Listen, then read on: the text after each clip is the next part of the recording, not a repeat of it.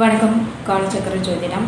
இன்றைய தகவல் நம்ம என்ன பார்க்கலாம் அப்படின்னா, இப்போது நம்மளுடைய காலச்சக்கர ஜோதிட நிலையத்தில் ஜாதகம், கேரள மாந்திரீகம், ஜாதகத்தில் வரக்கூடிய தோஷங்களுக்கு பரிகாரம், இந்த 3 விஷயமும் எப்போவுமே பண்ணிகிட்ருக்கோம். அந்த விஷயங்களை பார்க்குறதுக்கு முன்னாடி நான் ஒரு இன்றைக்கி நான் உங்களுக்கு என்ன கொடுக்குறேன் அப்படின்னா, நாட்டை அந்த காலத்துலேருந்து ஆண்டவங்க ராஜாக்கள் தான் நிறையா ஆண்டுட்டு வந்திருக்கிறாங்க. அதாவது ஒரு தேசத்து ராஜா, இன்னொரு தேசத்து ராஜா அப்படின்ட்டுலாம் இருப்பாங்க. ஒரு ராஜா அவங்களுக்குன்னு ஒரு நிலப்பரப்பு, ஒரு எல்லை வச்சுருப்பாங்க. இன்னொரு ராஜாவும் அவங்கவுங்க நிலப்பரப்பு, எல்லைகள் வச்சுருப்பாங்க. அதுபோக அவங்களுக்கு ரொம்ப சக்தி ஜாஸ்தியாக இருந்தால் இன்னொரு நாட்டையும் ஆக்கிரமிப்பாங்க. அப்படி இருக்கும்போது மக்களாகிய சாதாரண மக்கள் ஒரு காலகட்டத்தில் ஒரு பெயர் உள்ள ராஜா வருவார். இன்னும் கொஞ்சம் காலகட்டம் போகிறப்ப வேற ராஜா அந்த நாட்டை கைப்பற்றிட்டார்னா அந்த ராஜா ஆளுவார். அப்போ மக்களாகிய மக்கள் எப்போவுமே சாதாரணமாக தான் வாழ்க்கையை ஓட்ட முடியும். ராஜாக்கள் கதை அப்படிங்கிறது வேற. அவங்களுக்கு எப்போவுமே போர்க்களமாகவே இருக்கும் வாழ்க்கை. இப்போ ஒரு நாட்டை பிடிக்கிறது, இன்னொரு நாட்டுக்கு போர் எடுக்கிறது அப்படிங்கிற தந்திரங்கள், அதோட வலிமைகள், அதோட ஞானங்கள் எல்லாமே அந்த அரசியல் ராஜாக்களுக்கு மட்டும்தான் தெரியும் அந்த காலகட்டத்தில். இப்போ என்ன ஆயிடுச்சு, நமக்கு இந்த ஆங்கிலேயர்கள் வந்ததுக்கப்புறமா நம்ம இந்தியா ஃபுல்லாமே அரசியல் சிஎம் வச்சுட்டாங்க, முதலமைச்சர் வைக்கிறாங்க. ஒவ்வொரு மாநிலத்துக்கும் முதலமைச்சர்கள் வைக்கிறாங்க. இப்போ நம்ம மாநிலத்தில் எடுத்துக்கலாம் தமிழ்நாடு. இப்போ தமிழ் தான் நமக்கு தெரியும், தமிழ்நாட்டை பற்றி நம்ம பேசலாம். இப்போ என்ன பண்ணுறாங்கன்னா, அரசியல் களம் இருக்குது. அந்த அரசியல் களத்தில் ஒவ்வொருத்தங்க ஒவ்வொரு கோட்பாடு கொண்டு வந்து வச்சு மக்களுக்கு சொல்கிறாங்க, நாங்கள் அது பண்ணுறோம், இதை பண்ணுறோம், நாங்கள் இப்படிப்பட்ட கோட்பாடு அப்படின்ட்டு. அப்போது இவங்களில் யார் வருவாங்கன்னு தெரியாது. மக்களாகிய செலக்ட் பண்ணுறாங்க, யாரோ ஒருத்தர் வந்துடுறாங்க. ஆனால் மக்கள்னால இந்த அளவுக்கு போய் நானும் அரசியலில் இருக்கேன் அப்படின்ட்டுலாம் பேச முடியாது. சாதாரண மக்கள் தினசரி வாழ்க்கை வாழ முடியும், தினசரி வேலைக்கு போகணும், ஊதியம் எடுக்கணும், கோயிலுக்கு போகணும், சொந்த பந்தங்களுக்கெல்லாம் போய் சீர்சனம் பண்ணணும்.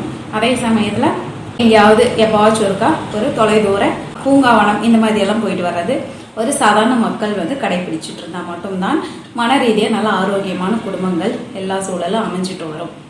அப்போது இப்போ இந்த அரசியல் களத்தில் இருக்கிறாங்க. இப்போ நம்ம ரீசெண்டாக போயிட்டுருக்கிற இந்த அரசியல் களத்தில் பல பேர் பல விஷயங்கள் மக்கள் கூட சொல்லிகிட்டே இருக்கிறாங்க. கிட்டத்தட்ட என்னை பொறுத்த வரைக்கும் என்னுடைய கருத்து இதில் எப்படி இருக்குது அப்படின்னா, ஒரு வேடிக்கையாக இருக்குது.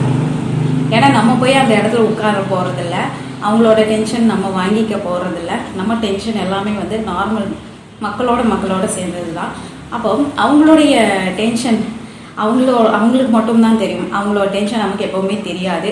அவங்களுக்குள்ள ஒரு பல சூட்சமங்கள், பல ராஜதந்திரங்கள், ஒரு கட்சிக்கும் இன்னொரு கட்சிக்கும் கூட்டணி வைக்கிறது, பிரிக்கிறது, ஓட்டுக்களை பிரிக்கிறது, இதெல்லாம் பார்க்கும்போது ஒரு வகையில் பார்த்தா அருமையாக தான் இருக்குது. நல்லா ப்ளே பண்ணுறாங்க.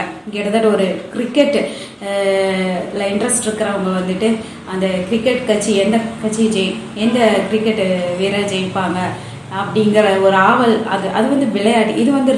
இது ரியல் போர்க்கலாம் அப்படிங்கணும். ஏன்னா எல்லாரும் அவங்கவுங்க சூட்சமம் தந்திரத்தை வச்சு உயர கொடுத்து அந்த கட்சியில் தலைவர் ஆகணும், முதலமைச்சர் ஆகணும் நினைக்கிறாங்க.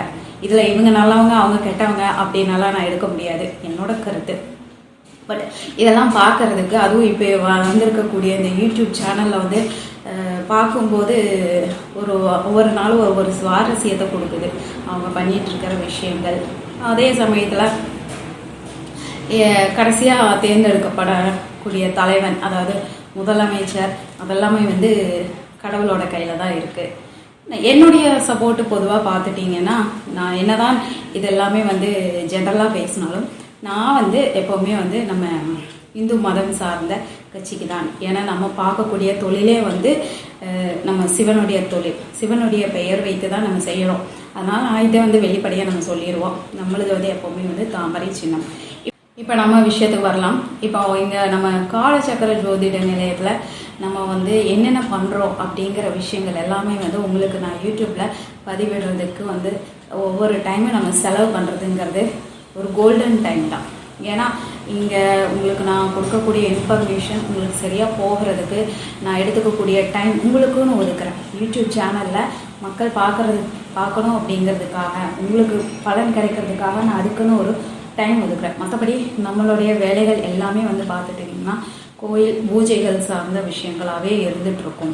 நேரம் அந்தந்த கால நேரங்களுக்கு, அதுபோக வரக்கூடிய தோஷங்களுக்கும் பரிகாரங்கள் பண்ணுறதுக்கும், அதே போல் கேரள மாந்திரிக பூஜைகள் மூலியமாக ஒவ்வொருத்தவங்களுக்கும் தீர்வு கொடுக்கறது, அதுபோக ஜாதகங்கள் காலச்சக்கர முறையில் பார்க்குறதுக்கும், இதுக்கெல்லாமே ஒரு பிளான் பண்ணி தினசரி லைஃப் சைக்கிள் போய்கிட்டு தான் இருக்குது. அதுபோக உங்களுக்கு நான் இந்த யூடியூப் சேனலில் நான் சொல்கிறேன் அப்படின்னா நீங்கள் கொஞ்சம் விழிப்புணர்வாக இருக்கலாம். ஏன்னா இப்போ வந்திருக்கக்கூடிய மொபைல் மூலிமா எல்லாருமே பார்க்குறீங்க. ஒரு விழிப்புணர்வாக இருந்து தன்னைத்தானே சரிப்படுத்திக்கோங்க, தன்னைத்தானே முன்னேற்றிக்கோங்க அப்படிங்கிற ஒரு நோக்கமும் இருக்குது.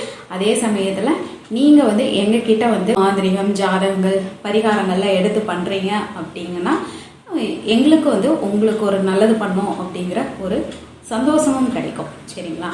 அது இப்போது இதை வந்து நாங்கள் பண்ணிகிட்டு இருக்கிற இந்த டைமில் வந்து நீங்கள் வந்து ஃபோன் பண்ணுறீங்க, உங்களுக்கு தேவையான விஷயங்கள்லாம் கேட்குறீங்க, ஜாதகம் பார்க்குறவங்க, பரிகாரம் பண்ணுறவங்க, மாந்திரிகம் கேட்குறவங்க எல்லாருமே வந்துட்டு ஒரு கன்சல்டிங் ஃபீஸ் பண்ணிட்டு தான் கேட்குறீங்க. சந்தோஷம்.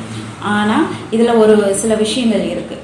அதாவது சும்மா நம்பர் கிடைச்சதே நான் ஃபோன் பண்ணுறவங்களுக்கு நாங்கள் பேசுறது கிடையாது. கன்சல்டிங் ஃபீஸ் பண்ணிட்டு தான் பேசுங்க அப்படிம்போம். ஸோ அவங்கெல்லாம் கூட ஒன்றும் பிரச்சனை இல்லை. இப்போது நீங்கள் கன்சல்டிங் ஃபீஸ் பண்ணிவிட்டு அதுக்கப்புறமா உங்களோட கேள்வியில் கேட்டுடுறீங்க. அதுக்கப்புறமா அந்த என்ன விஷயத்துக்காகவோ அதோட நீங்கள் வந்து உங்களுக்கு தேவையா இல்லையா, இன்னும் மேற்கொண்டு எங்ககிட்ட பரிகாரமா இல்லை மாந்திரிகமா வேணுமா அப்படிங்கிறது எல்லாமே வந்து நாங்கள் கொடுக்கக்கூடிய விஷயங்களில் நீங்கள் கேட்டுக்கிறீங்க. அதை இன்னும் இன்டெப்த்தாக நான் பண்ணணுங்க அப்படின்னு ரொம்ப ஆவலாக சொல்கிறீங்க.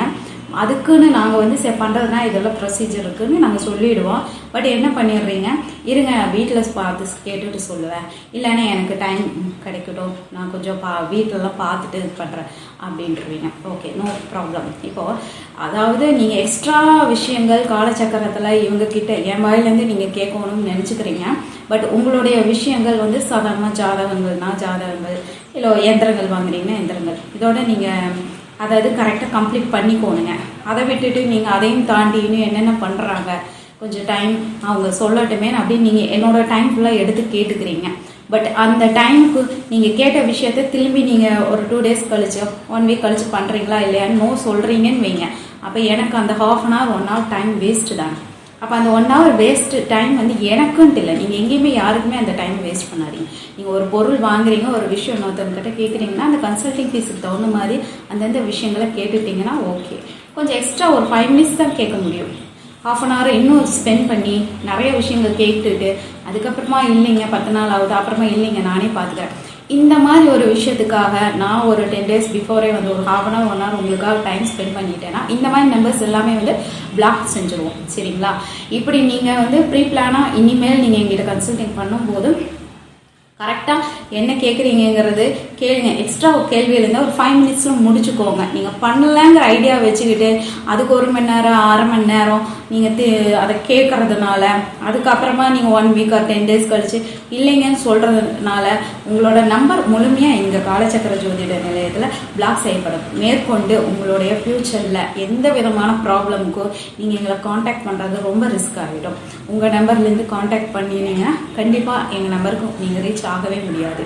அதுக்காக நீங்கள் போய் வேறொரு நம்பர்லேருந்து கால் பண்ணி அதெல்லாம் வந்து ரொம்ப ரிஸ்க் தான் உங்களுக்கு. அந்தளவுக்கு நீங்கள் ரிஸ்க் எடுக்கிறீங்கன்னா நீங்கள் இந்த அளவுக்கு எங்களை வந்து எங்களோட டைம் வேஸ்ட் பண்ணுங்கள். அதை தான் நான் சொல்லுவேன். நாளைக்கு ஒரு ஃப்யூச்சரில் எங்ககிட்ட மேலும் ஏதாச்சும் ஒரு பிரச்சனைகளுக்கு தீர்வு வேணும் அப்படின்னு நினச்சிங்கன்னா நீங்கள் இந்த அளவுக்கு வாங்காத எங்ககிட்ட எதுவுமே செய்யாத விஷயங்களுக்காக செய்கிறோன்னு சொல்லிட்டு திரும்ப அதை வந்து ஆர்வமாக கேட்டு நாங்கள் வந்து உங்களுக்கு சொல்கிறோம். நாங்கள் சொல்லாமல் இருக்க முடியாதுங்க. ஏன்னா எங்களுக்கு வந்துட்டு சொல்லணுங்கிறது தான் வந்து கடவுளோட கட்டளை. யார் என்ன கேட்டாலும் நாங்கள் சொல்லிகிட்டே தான் இருப்போம். பட் நீங்கள் அந்த டைமை வந்து இவங்க சொல்லட்டும் அந்த டைமையும் அந்த நேரத்தையும் வேஸ்ட் பண்ணிங்கன்னா உங்கள் நம்பர் கண்டிப்பாக பிளாக் செய்யப்படும். அதனால் உங்களுக்கு ஃப்யூச்சரில் ஏதாச்சும் ஒரு பிரச்சனைனா எங்களை காண்டாக்ட் பண்ணவே முடியாது. அதையும் நான் சொல்லிட்டேன். உங்களுக்கு எங்ககிட்ட ஃபுல் எப்போவுமே எங்களை ஃபாலோ பண்ணணும்னு நினச்சிங்கன்னா அளவாக உங்களுக்கு என்ன வேணுமோ அதை மட்டும் ஷார்ட்டாக கேட்டுட்டு அதோட நீங்கள் ஃபோன் கால் மூலியமாகவும் இல்லை நேரில் வந்தாலுமே அளவாக நீங்கள் அதை கட் பண்ணிவிட்டு நீங்கள் அடுத்த வேலையை நீங்கள் பாருங்கள். நாங்கள் எங்கள் வேலையை நாங்கள் பார்க்கணும். இந்த வீடியோவோடவே நான் இந்த மாதிரி எக்ஸ்ட்ரா விஷயங்கள் நான் சொல்கிறத நான் ஸ்டாப் பண்ணிடுவேன். நீ மேற்கொண்டு என் ஃப்யூச்சரில் நீங்கள் எந்த மாதிரி எக்ஸ்ட்ரா கொஷின்ஸ் கேட்டுட்டு ஹாஃப் எங்கள் டைம் எல்லாம் வேஸ்ட் பண்ணிவிட்டு அப்புறமா இல்லைங்க வேண்டாங்க பார்க்கலாங்க அப்படின்னாலாம் நீங்கள் சொல்கிற மாதிரி இருந்துட்டீங்க அப்படின்னா நாங்கள் அந்த நம்பரை கண்டிப்பாக பிளாக் பண்ணிடுவோம். உங்களுக்கு ஃப்யூச்சரில் எங்களோட ஹெல்ப் எப்போவுமே கிடைக்காது. ஸோ நீங்கள் தான் பார்த்துக்கணும். காலச்சக்கரங்கிறது சிவனுடைய சக்கரம். இங்கே உங்களுக்கு எப்போவுமே 100% தீர்வு கிடைக்கும். இப்போ நம்மளோட விஷயத்துக்கு வரலாம். இப்போ நம்மளோட விஷயம் எப்போவுமே ஜாதகம் பார்க்கறது, அதே சமயத்தில் கேரள மாந்திரிகம் பண்ணுறது, பரிகாரம் பண்ணுறது, இந்த 3 விஷயங்கள் எப்போவுமே இருந்துட்டு தான் இருக்கும். உங்களுக்கு என்னென்ன தேவையோ அதை மட்டும் கேட்டு வாங்கிக்கங்க. நீங்கள் நாங்கள் கொடுக்கறது எல்லாமே தெளிவாக தான் கொடுப்போம். சரிங்களா? உங்களுக்கு என்ன பிரச்சனைங்கிறது நீங்கள் பேசுகிற ஒரு 5-10 செகண்ட்ஸ்லேயே நான் தெரிஞ்சுக்க ஆரம்பிச்சிடுவேன். உங்கள் பிரச்சனை என்னங்கிறதெல்லாம் கேட்டுருவேன். நீங்கள் எக்ஸ்ட்ரா என்ன ஃபோன் மூலியமாகவும் அந்த அப்பாயின்மெண்ட் வாங்குறதுக்கு வரக்கு முன்னாடி ரொம்ப இவங்க என்ன பெரிய என்ன மாதிரி அஸ்ட்ராலஜி பண்ணுறாங்க, இவங்களுக்கு எல்லாம் அஸ்ட்ராலஜி தெரியுமா அப்படிங்கிற ஒரு டெஸ்டிங் எல்லாம் பண்ணணும்னு நினைக்கிறவங்களோ இந்த மாதிரியெல்லாம் நீங்கள் டவுட் இருந்தால் இந்த மாதிரி எங்கிட்ட கொஷின்ஸ் கேட்காதீங்க. காலச்சக்கரம் சிவனுடைய சக்கரம் நாங்கள் 100% பண்ணிகிட்ருக்கோம். அதுலேயே ஜாதகம் பார்த்து பரிகாரம் பண்ணி கொடுக்குறோம். இதில் ஆர்வம் இருந்தால் ஜாதகம் பார்க்குறவங்க ஜாதகம் பார்த்துட்டு பரிகாரம் பண்ணுங்கள். இல்லை ஜாதகம் மட்டும் பார்க்குறீங்கன்னா ஜாதகத்தை பாருங்கள். இவ்வளோதான். இதில் நீங்கள் அப்பாயின்மெண்ட் ஃபிக்ஸ் பண்ணுறதுக்காக ஃபோன் பண்ணிவிட்டு எங்களை டெஸ்ட் பண்ணுறதுக்காக ரொம்ப நேரம் எவ்வளோ ஃபீஸுங்க அவ்வளோ ஃபீஸுங்க இதெல்லாம் கேட்காதீங்க. நாங்கள் அப்பாயின்மெண்ட் ஃபிக்ஸ் பண்ணுறதுக்கு மட்டும்தான் ஃபோன் கால் அட்டன் பண்ணுறோம். அட்ரஸ் சொல்கிறதுக்கு மட்டும்தான் ஃபோன் கால் அட்டன் பண்ணுறோம். இன்னொன்று நீங்கள் ரொம்ப எங்களை டெஸ்ட்டெல்லாம் பண்ணாதீங்க. நீங்கள் டெஸ்ட்டு பண்ணி தான் நான் உங்களுக்கு சொல்லணும் அப்படிங்கிற எனக்கு அந்த டைம் எனக்கு வேஸ்ட் அப்படின்னு நான் நினைக்கிறேன். அந்த மாதிரி டைமெல்லாம் என்னோடது வேஸ்ட்டு பண்ணாதீங்க. நான் நிறைய யூடியூப்பில் நிறைய உங்களுக்காக போட்டிருக்கேன். சரிங்களா? உங்களோட டவுட்ஸுக்காக இருந்ததுன்னா அதிலே நீங்கள் ரிசர்ச் பண்ணிக்கோங்க. நான் என்ன மாதிரி எல்லாத்துக்கும் பண்ணிகிட்ருக்கேன் அப்படிங்கிறது எல்லாமே திரும்ப எங்கிட்டே நீங்கள் கேட்கக்கூடாது. எனக்கு நிறைய விஷயங்கள் நான் தினசரி எனக்கு ஒரு ஷெடியூல் போட்டு போயிட்டுருக்கேன். சரிங்களா? நான் இருக்கிற டைமிங் ஃபுல்லாமே சர்வீஸும் இருக்கும். அட் த சேம் டைம் யூஸ்ஃபுல்லான டைமாக இருக்கணும்னு தான் நம்ம நினைக்கிறோம். அந்த டைம் மட்டும் வேஸ்ட் பண்ணாதீங்க. காலச்சக்கரங்கிறதே காலம் டைம் தான். அந்த டைமை இங்கே எனக்கு கால் பண்ணி எப்போவுமே வேஸ்ட் பண்ணாதீங்க. யூஸ்ஃபுல்லாக ஜாதகம் பார்க்குறதுக்கு ஃபிக்ஸ் பண்ணுங்கள், அப்பாயின்மெண்ட் பாருங்கள், பரிகாரம் பண்ணுறதுக்கு ஃபிக்ஸ் பண்ணுங்கள், பாருங்கள், மாந்திரிகம் வேணும்னா ஃபிக்ஸ் பண்ணுங்கள், பாருங்கள். வேறு எந்த எக்ஸ்ட்ரா கொஸ்டின்ஸும் எங்கிட்ட ஃபோனில் கேட்காதீங்க. சரிங்களா? இதுதான் இந்த பதிவில் நான் உங்களுக்கு முழுமையாக சொல்லிக்கிறது. மேற்கொண்டு இந்த விஷயங்கள் உங்களுக்கு நான் சொல்கிறதுக்கு கூட டைம் வேஸ்ட் பண்ணுறதா இல்லை. நன்றி.